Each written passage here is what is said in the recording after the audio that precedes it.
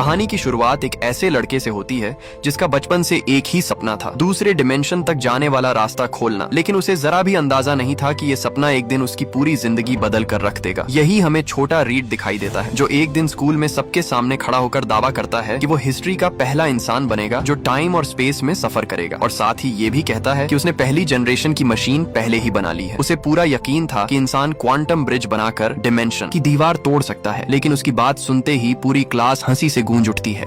यहाँ तक कि टीचर भी हंसी नहीं रोक पाता और उसे वापस रिपोर्ट बनाकर लाने को कह देता है। उसका दोस्त बेन, जो शुरू से ही सीधा साधा था, अकेला ऐसा शख्स था जो रीड के इस पागलपन में साथ देने को तैयार था। उसी रात रीड चुपके से बेन के घर के स्क्रैप यार्ड में घुसता है और वहाँ से एक पुराना रेक्टिफायर उठा लाता है। फिर उसे चुपचाप अपनी गैराज में ले जाता है, जो उसकी सीक्रेट रिसर्च बेस बन चुकी थी। टेबल पर तरह तरह के अजीब इंस्ट्रूमेंट्स रखे थे, जो सब उसने कबाड़ से जोड़ जोड़ कर बनाए थे। और जैसे ही उसने अपनी मशीन ऑन की, टेबल पर रखी टेलीपोर्ट डिवाइस हिलने लगती है। अब उसकी बस एक ही दुआ थी कि ये फटे नहीं। लेकिन जैसे ही उसने स्टार्ट बटन दबाया, बगल वाले कमरे का टीवी अचानक सिग्नल खो बैठता है। दोनों को लगता है कि फिर से फेल हो गया, लेकिन तभी एक तेज चमक के बाद टेबल पर रखी कार की मॉडल टूल गायब हो जाती है और उसकी जगह कुछ छोटे छोटे पत्थर आ जाते हैं। पूरे टाउन की बिजली चली जाती है, लेकिन इस बार दोनों समझ जाते हैं कि आखिरकार वो कामयाब हो गए हैं। 7 साल बाद रीड और बेन दोनों बड़े हो चुके थे और स्क्रैप यार्ड से चुने हुए कबाड़ के दम पर उन्होंने सेकंड जनरेशन की टेलीपोर्ट डिवाइस बना ली थी। इस दिन दोनों अपनी इन्वेंशन लेकर स्कूल के साइंस फेयर में पहुंचते हैं। हॉल लोगों से भरा हुआ था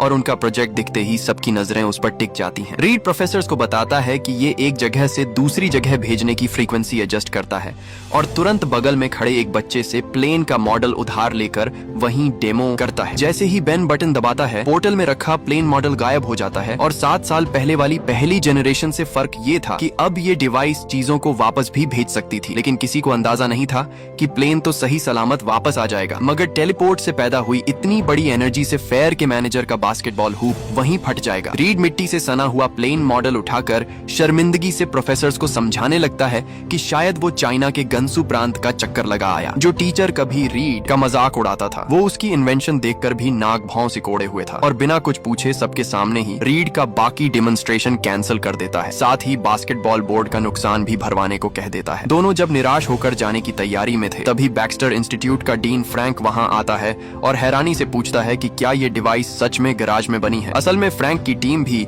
बेसिक प्रॉब्लम क्रॉस कर चुकी थी। वो चीजों को दूसरे स्पेस में भेज तो सकते थे, लेकिन स्टेबल फील्ड मेंटेन नहीं कर पाते थे। यानी उनकी डिवाइस अभी उस लेवल पर अटकी थी जो रीड ने स्कूल के दिनों में बनाई थी। रीड की ये नई इन्वेंशन ठीक उनकी वो प्रॉब्लम सॉल्व कर सकती थी, इसलिए फ्रैंक तुरंत उसे स्पेशल एडमिशन देने का फैसला कर लेता है और टॉप लेवल रिसर्च रिसोर्सेज का वादा करता है। इस तरह रीड अपना गांव छोड़कर बेन को साथ लेकर बैक्स्टर इंस्टीट्यूट पहुंचता है और फ्रैंक की quantum gate research team join कर लेता है। बड़े शहर में आते ही दोनों की आंखों में एक नयापन था। बेन बाहर की ऊंची इमारतें देखकर कहता है कि रीड का फ्यूचर यहीं है। ये जगह जैसे उसका अपना घर बनने वाली है। कॉरिडोर में घूमते हुए रीड को दीवारों पर बड़े स्कॉलर्स की अचीवमेंट्स दिखती हैं। उसे उस वक्त अंदाजा भी नहीं था कि यहाँ उसे ऐसे लोग मिलेंगे जो उसकी पूरी जिंदगी बदल देंगे। थोड़ी देर बाद लाइब्रेरी में उसकी मुलाकात फ्रैंक की बेटी सूजन से होती है, जो बाद में इनविजिबल वुमन बनती है। और हालांकि ज्यादा बात नहीं होती, फिर भी रीड को लगता है कि ये भी कोई बहुत काबिल इंसान है। असल में बहुत कम लोगों को पता था कि इस क्वांटम गेट प्रोजेक्ट की शुरुआत फ्रैंक ने नहीं, बल्कि रीड जैसी ही उम्र के एक यंग जीनियस विक्टर ने की थी, जिसने अपनी जिंदगी के 10 से ज्यादा साल इसमें लगाए थे। लेकिन किसी वजह से वो प्रोजेक्ट छोड़कर चला गया और जाने से पहले डेटा सर्वर्स भी जला डाले। अथॉरिटीज चाहती थीं कि उसे जेल भेजा जाए, मगर फ्रैंक उस जीनियस को बहुत कीमती समझता था। उस रात फ्रैंक विक्टर के पास जाकर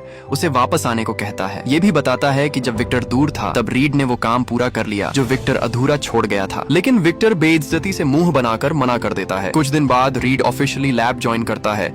सूजन उसके डिजाइन ड्राइंग्स देखकर हैरान रह जाती है और तभी अचानक विक्टर वापस लैब में लौट आता है। रीड बिना कुछ सोचे उसे अपनी ड्राइंग्स दिखा देता है, लेकिन विक्टर डिजाइन्स पर नजर डालते ही मजाक उड़ाते हुए कहता है कि ये किसी बच्चे की डूडल लगती है और रीड के हेलो करने पर भी उसे नजरअंदाज कर देता है। असल में क्वांटम गेट प्रोजेक्ट का मकसद था एक नया एनर्जी सिस्टम डेवलप करना, ताकि अर्थ के रिसोर्सेज की ओवर एक्सप्लॉयटेशन कम हो सके। और इसी कॉमन ड्रीम की वजह से आखिरकार विक्टर रीड के लिए अपनी नाराजगी छोड़ देता है। अब उन्हें डिजाइन की कमियां गलतियां ढूंढनी थी, फिर ऑर्गेनिक चीजों को टेलीपोर्ट करके गलतियां सुधारनी थी, लेकिन सबसे जरूरी बात थी उन्हें वापस लाना। इसी दौरान फ्रैंक का बेटा जॉन अपने दोस्तों के साथ कार रेस करने जाता है। शुरू होते ही वो 100 मीटर पीछे छूट जाता है और जब बड़ी मुश्किल से पकड़कर इतराने लगता है तो एक ऐसी घटना होती है जिसकी किसी को उम्मीद नहीं थी। फ्रैंक उसे हॉस्पिटल से ले आता है। चेहरे पर निराशा साफ थी, क्योंकि जॉन सूजन जितना ही स्मार्ट था, फिर भी दिन भर मौज मस्ती के अलावा उसे किसी सीरियस चीज की परवाह नहीं थी। फ्रैंक साफ कह देता है कि कार वापस चाहिए तो स्कूल के लैब में आकर हेल्प करनी होगी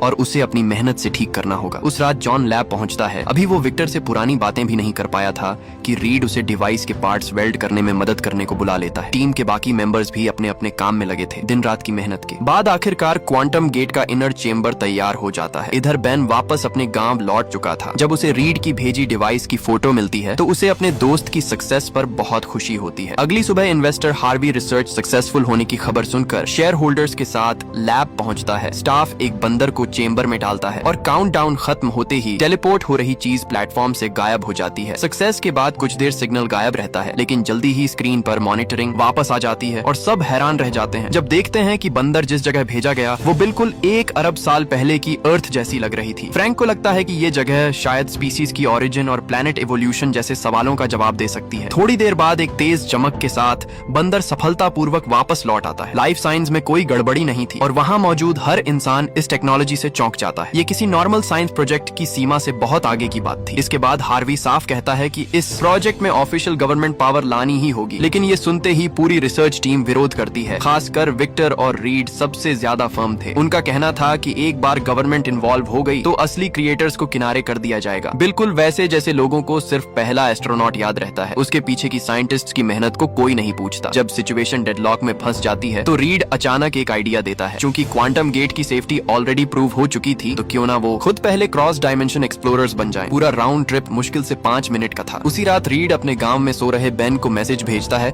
और कहता है कि वो चाहे कुछ भी हो जल्दी आ जाए, क्योंकि रीड के दिल में उसकी सक्सेस के पीछे हमेशा से बेन का साथ था। कुछ घंटों बाद रीड, बेन, विक्टर और जॉन सब मिल जाते हैं और सब तैयारियां पूरी होने के बाद चारों एक साथ टेलीपोर्ट पॉड में घुसते हैं। एक जोरदार झटके के बाद वो सक्सेसफुली उस दूसरे डायमेंशन में पहुंच जाते हैं जहां एक अजीब सी ग्रीन एनर्जी फैली हुई थी। चारों पॉड से बाहर निकलते ही सबसे पहले जमीन में फ्लैग गाड़ते हैं और फोटो लेते हैं।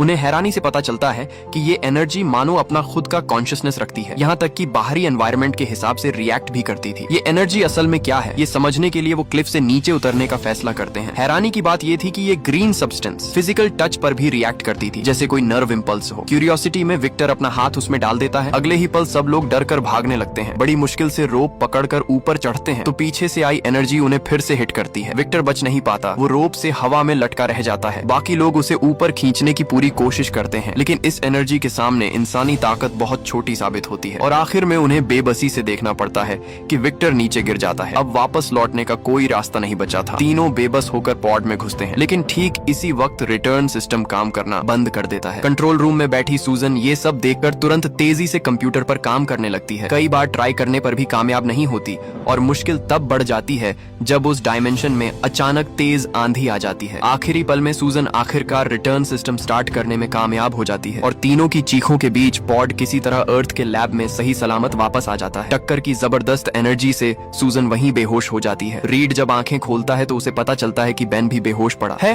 और सबसे डरावनी हालत जॉन की थी। वो पूरी तरह आग में जल रहा था। रीड चाहे कितना भी चिल्लाया कोई हरकत नहीं होती। वो अपने जख्मी शरीर को घसीटते हुए बेन की तरफ बढ़ता है, लेकिन सामने का नजारा देखकर उसकी आवाज ही निकलना बंद हो जाती है और वो वहीं डर के मारे बेहोश हो जाता है। जब उसे फिर से होश आता है तो उसे पता चलता है कि उसका पूरा शरीर अब 10 मीटर लंबा हो चुका था। लेकिन ऐसी हालत में भी रीड अपने दोस्तों को नहीं भूलता। उस वक्त उसे अंदाजा भी नहीं था कि सूजन समेत जॉन और बाकी सब भी बिल्कुल अलग तरह की सुपर पावर्स पा चुके हैं। बेहोश पड़ी सूजन की लाइफ साइंस तो नॉर्मल थी, लेकिन वो बेकाबू तरीके से कभी दिखती कभी गायब हो जाती थी। जॉन के शरीर में आग अभी भी जल रही थी और फ्रैंक अपने बेटे को तड़पता देखकर छुपाया नहीं जा सकने वाला दुख लिए खड़ा था। अभी सब समझ भी नहीं पाए थे कि हुआ क्या है कि एक जबरदस्त एनर्जी उनकी तरफ बढ़ने लगती है। जॉन का शरीर हजारों डिग्री की गर्म आग की लपटें छोड़ने लगता है और उसे उड़ने की भी ताकत मिल जाती है। तभी रीड को बेन की मदद की आवाज सुनाई देती है। उस वक्त उसे बस जल्दी से जल्दी अपने दोस्त को बचाना था। हैरानी की बात यह थी कि उसने बस अपनी बांह हल्के से समेटी और उसका 10 मीटर लंबा शरीर तुरंत नॉर्मल हो जाता है। खुद को बांधे स्ट्रैप्स खोलकर वो बेन की आवाज की तरफ भागता है, दूसरों की नजर में आने से बचने के लिए एक तंग वेंटिलेशन शाफ्ट में घुसता है और आखिरकार एक टूटी फूटी जगह में उसे बेन मिलता है, जो अब पत्थर का इंसान बन चुका था। मेरे खुदा, रीड, मेरे साथ ये क्या हो गया? तभी चारों तरफ अलार्म बजने लगता है। घबराहट में रीड अपने साथ लड़ने वाले दोस्तों को छोड़कर अकेले ही फैसिलिटी से भाग जाने का फैसला कर लेता है। उस दिन फ्रैंक अपने कमरे में बैठा सोच में डूबा था। क्वांटम गेट प्रोजेक्ट पूरी तरह उसकी रिस्पॉन्सिबिलिटी के तहत था और अब इतना बड़ा हादसा हो गया था, इन्वेस्टर जरूर उसे परेशान करेंगे। और सच में थोड़ी देर बाद हार्वी वहां आता है। पहला ही सवाल था कि रीड कहाँ गया। फ्रैंक का मानना था कि वो बस डरे हुए बच्चे हैं, उन्हें मॉन्स्टर की तरह पकड़ना ठीक नहीं। लेकिन हार्वी का मानना था कि उनकी सुपर पावर्स देश के लिए बहुत बड़ी अहमियत रखती हैं, इसलिए अब गवर्नमेंट के साथ कोलैबोरेट करना ही एकमात्र रास्ता है। मजबूरी में फ्रैंक को समझौता करना पड़ता है। इसके बाद विक्टर पत्थर बन चुके बेन को ढूंढ निकालता है और बताता है कि रीड उसे अकेला छोड़कर भाग चुका है। फिर उसे देश के लिए काम करने पर राजी करने की कोशिश करता है। हमारे पास रिसोर्सेज हैं, दुनिया के सबसे बेहतरीन, हम इसका कोई ना कोई सोल्यूशन जरूर ढूंढ लेंगे। आखिरकार बेन हार्वी की बातों से राजी हो जाता है। एक साल बाद इस दौरान बेन कई बार बैटलफील्ड में जा चुका था। उसका काम अब मिलिट्री के लिए एक सुपर वेपन की तरह इस्तेमाल होना था। बेन के अलावा जॉन और सूजन को भी मिलिट्री ने अपने कंट्रोल में ले लिया। गवर्नमेंट ने खास तौर पर उनके लिए ऐसे इक्विपमेंट बनाए ताकि वो अपनी पावर्स को बेहतर तरीके से कंट्रोल कर सकें। साइंटिस्ट्स को रिसर्च से पता चलता है कि ये सारी पावर्स एक ही जगह से आ रही हैं, एक डिमेंशन जिसे प्लेनेट जीरो कहा जाता है। यानी इस जगह में देश की मिलिट्री कैपेबिलिटी बदलने की भी पोटेंशियल थी। इसलिए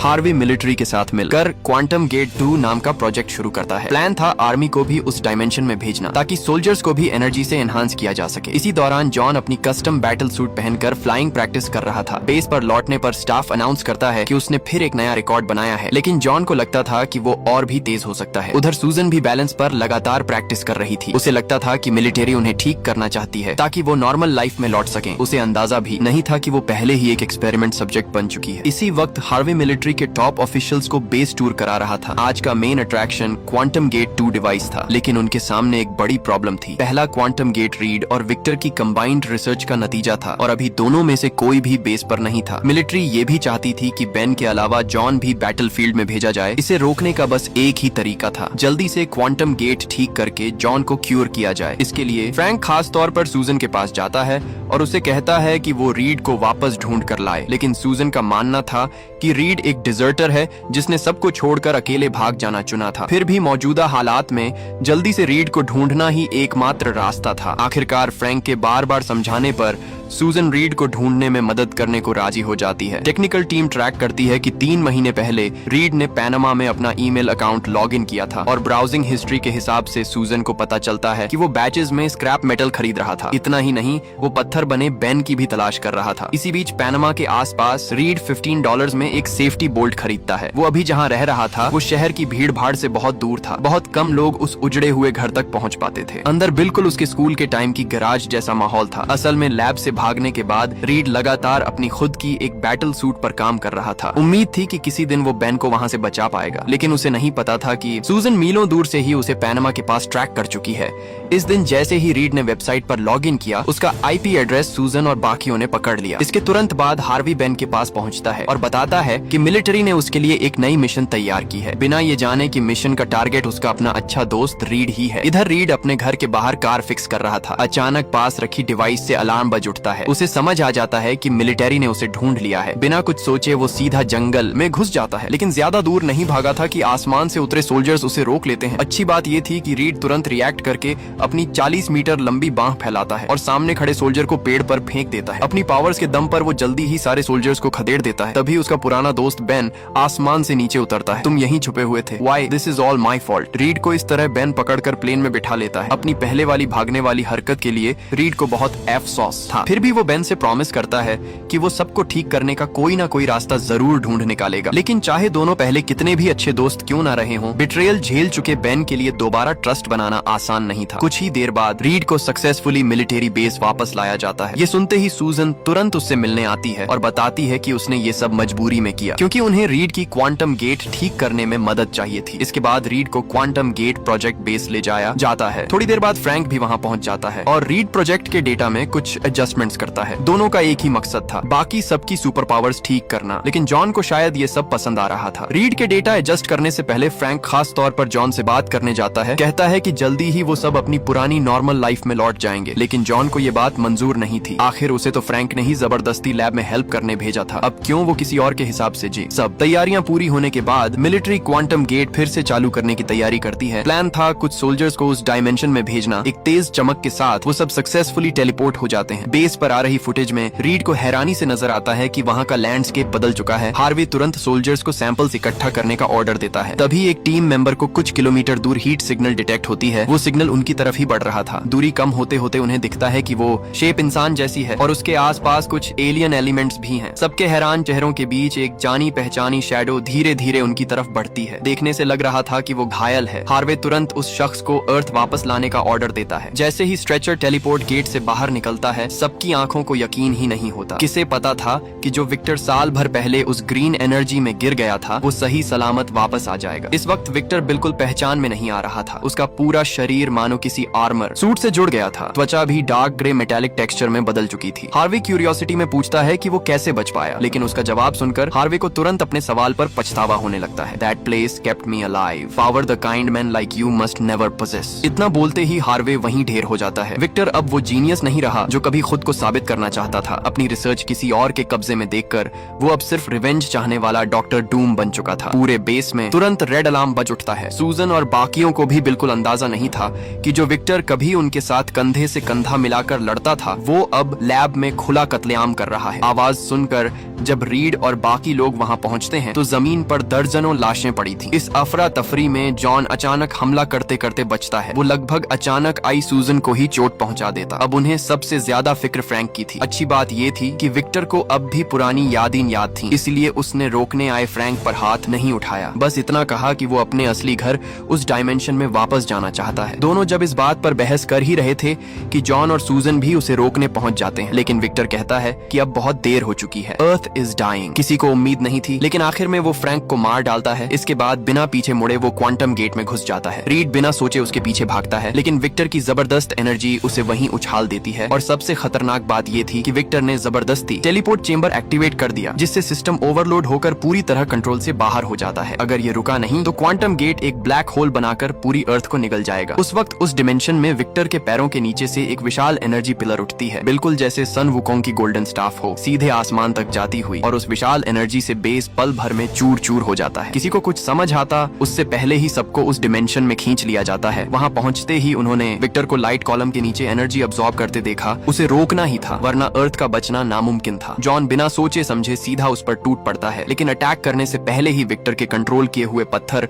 उसे धराशायी कर देते हैं। इसके बाद बेन भी हिम्मत करके अटैक करता है, लेकिन उसका हाल जॉन से भी बुरा होता है। रन! इस वक्त अर्थ धीरे धीरे निगली जा रही थी। सड़कें फट रही थी, ऊंची इमारतें पल भर में गिर रही थी। अनगिनत लोग बेबसी में चीखते चिल्लाते भाग रहे थे। उन्हें अंदाजा भी नहीं था कि जमीन में छुप जाने से भी कुछ फायदा नहीं होगा। इसके बाद विक्टर एनर्जी से डस्ट स्टॉर्म उठाता है और इनविजिबल सूजन को एक्सपोज करके जमीन पर पटक देता है। रीड उसे रोकने की कोशिश करता है, लेकिन बात पूरी होते ही विक्टर की छोड़ी स्पेशल एनर्जी वेव उसे कंट्रोल कर लेती है। वो पूरी तरह जमीन पर जकड़ा रह जाता है। जब विक्टर बाकियों को खत्म करने ही वाला था तो रीड सबसे पहले खुद को छुड़ाकर काउंटर अटैक शुरू कर देता है। असल में इस जगह का एनर्जी एनवायरनमेंट न सिर्फ विक्टर को बल्कि उन चारों की पावर्स को भी और मजबूत कर रहा था। रीड अपने बॉडी के स्ट्रेच की मदद से विक्टर को जमीन पर पटक देता है ताकि बाकी साथियों को थोड़ा सांस लेने का मौका मिल सके। जैसे ही बेन पत्थरों के बंधन से आजाद होता है, वो कई टन वजनी चट्टान उठाकर पूरी ताकत से विक्टर पर दे मारता है। इसके बाद जॉन फिर से आग जलाकर खुद को एक फायर बॉल में बदल लेता है और बार बार विक्टर पर हमला करके उसका ध्यान भटकाता रहता है। इसी मौके पर बेन भी फिर से अटैक करता है। आखिरकार ब्लैक होल की जबरदस्त खिंचाव और चारों की मिलीजुली ताकत से विक्टर पूरी तरह उस एनर्जी वॉर्टेक्स में समा जाता है। सूजन तुरंत एक एनर्जी शील्ड बनाकर सबको उसमें कवर करती है और सक्सेसफुली अर्थ वापस पहुंच जाती है। जैसे ही सब जमीन पर उतरते हैं, ब्लैक होल भी धीरे धीरे बंद होने लगता है। क्राइसिस खत्म होने के बाद मिलिट्री चाहती थी कि चारों को कैद करके फिर से वेपन की तरह इस्तेमाल किया जाए, लेकिन इस बार उन्होंने साफ इनकार कर दिया क्योंकि क्वांटम गेट का कोर डेटा सिर्फ इन चंद लोगों को ही पता था। आखिर में उन्होंने इसी बात को निगोशिएशन की शर्त बनाया और ऑफिशियल मॉनिटरिंग से आजादी हासिल कर ली। गवर्नमेंट ने उन्हें बैक्स्टर की सबसे ऊपरी फ्लोर भी दी, जहां चारों ने अपनी खुद की लैब बना ली। मूवी के आखिर में वो सब उस बिल्डिंग की छत पर खड़े हैं और अपनी मुश्किलों से गुजरी इस टीम को ऑफिशियली नाम दिया जाता है फैंटास्टिक फोर। लेकिन ये तो बस शुरुआत थी, आगे भी उनके लिए बहुत सी नई चैलेंजेस इंतजार कर रही थीं।